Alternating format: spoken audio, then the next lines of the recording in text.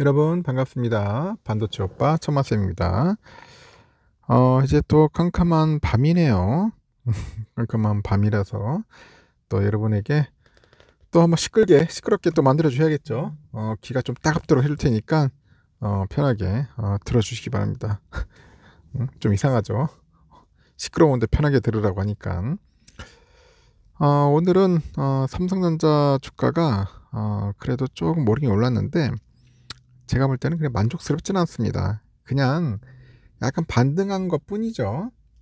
금요일 날 그 종가 악마 같은 게 나타나 가지고 그 갭을 좀 약간 메꾸는 그 정도였어요. 그 정도 수준으로서 끝났습니다. 오늘 같은 날 한 3%에서 5% 정도 올라줬으면은 딱 좋은데 힘이 없네. 힘이 없어. 아주 웃긴 게 뭐냐면은 오늘은 기아가 올랐어요. 기아가 2.4% 올라 가지고 기아가 형인 현대차를 제껴 버렸어요, 시총이. 야, 아주 웃깁니다. 기아 시총이 벌써 5등입니다. 5등. 이게 뭐 말이 되는지 안 되는지 저도 참 아이러니한데, 그러니까 51조 4,600억입니다. 기아가 현대차를 능가했다. 현대차 시총이 51조인데 하여튼 거의 뭐 막상 마크예요 지금. 기아, 삼성전자, 우선주, 현대차 이 세 개가 지금 51조대에서 서로 치고받고 싸우고 있는 상황입니다. 우리 우선주가 좀 치고 올라가서 지금 내가 볼 때는 시총이 한 80조 정도 돼줘야 하는데 그렇지 못해가지고 좀 속상하죠. 속상하고 하여튼 짜증도 나고 그렇습니다. 빨리 좋은 날이 왔으면 좋겠어요.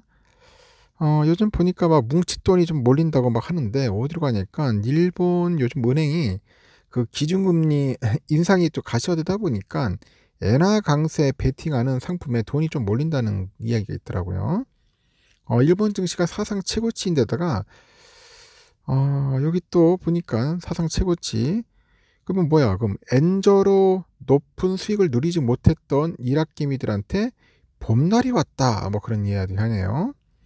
그래서 외국인이 일본 기업의 실적 악화 우려로 현지 증시에서 이탈해서 국내 증시가 반사 이익을 볼 수 있다는 그런 전망도 내놓고 있다고 합니다. 한국예탁결제원에 보니까 일학개미들은 엔화를 통해서 미국채에 투자하는 상품을 현재 집중 매수했다고 합니다. 작년에 이어서 올해 가장 많이 사들인 종목이 일본 증시에 상장된 그 아이시어즈 미국채 20년 만기 엔화 해지 상장 지수펀드 ETF죠. 여기에요. 미국채. 올 들어서 지난 15일까지 2억 786만 달러치를 순매수했는데 엔화로 한 20년 이상 미국 장기채에 투자할 수 있는 상품이라고 합니다. 비슷한 구조의 다른 상품에도 돈이 몰리고 있고 개미들은 유가증권 시장에 상장된 KB스타 미국채 30년 엔화 노출 ETF를 연초부터 이날까지 713억 정도 순매수했어요. 그리고 에이스 미국 30년 국채 엔화 노출 액티브 H죠. 그 ETF도 89억 정도 사들였고 이들 종목 역시 엔화로 미국채에 투자한 것과 같은 효과를 낼 수 있는 거지. 그럼 일본 증시에 직접 투자하는 리스크를 갖기보다는 엔화 금리 상승과 달러와 금리 인하 효과를 동시에 누리려는 전략으로 보는 것 같아요. 동시에 전략. 그래서 미국 중앙은행이 이제 기준금리를 곧 인하할 거라는 전망도 원정 개미의 매수에 영향을 미친 것 같습니다. 시카고 상품거래소 패드워치에 따르니까 연방공개시장위원회 오는 7월 말까지 기준금리를 한 차례 이상 인하할 확률은 80%입니다. 미국 금리가 떨어지면은 달러 표시 채권 가격은 오르겠죠. 증권가에서 그 BOJ가 19일 금융정책 결정회의에서 2007년 이후 17년 만에 기준금리를 인상할 거라는 전망에 힘을 싣고 있고, 이렇게 BOJ가 기준금리를 인상을 하면은 엔화 가치가 상승하면서 엔화 상품을 보유한 투자자가 이제 환차익을 얻을 수 있다는 겁니다. 전문가들은 일본이 금리를 인상을 하면은 엔화로 투자하는 파생 상품들의 수익률이 개선될 수 있다고 전망을 하는데, 그동안 장기간에 그 엔저가 이어지면서 이들 상품의 수익률도 좋은 편은 아니었다고 합니다. iShares ETF는 연초부터 최근까지 7.74% 떨어졌고요. FED가 인플레이션 통제에 어려움을 겪다 보니까 FOMC 금리나 예상 시점이 뒤로 밀린 것도 수익률이 부진했던 배경이라고 합니다. 이렇게 BOJ가 금리를 인상하기 시작하면은 이제 한국 증시가 이제 반사 이익을 볼 수 있다는 거예요.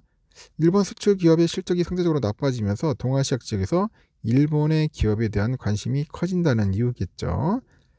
그리고 엔달러 환율 흐름과 국내 유가 증권 시장에 대한 외국인의 순매수세를 분석해 보니까 엔화가 강세를 보일 때는 외국인은 국내 주식을 많이 사는 경향이 있어요. 엔달러 환율이 2023년 초부터 그해 6월 16일까지 4.17% 떨어질 때 외국인은 유가증권 시에서 13조 9,400억 정도를 순매수했습니다.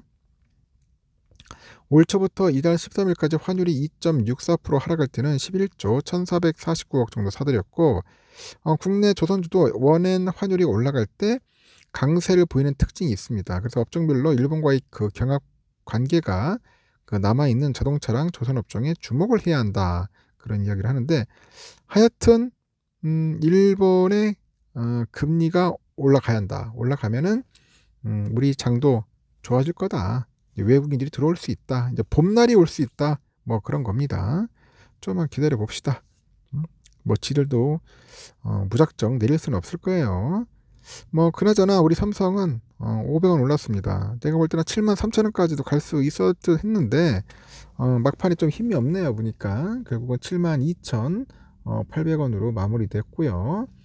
오늘은 모건애들이 사고팔고 많이 했는데 대체적으로 순매도세가 상당히 강했습니다. 순매도가 강하다 보니까 좀 아쉬움이 좀 많네요.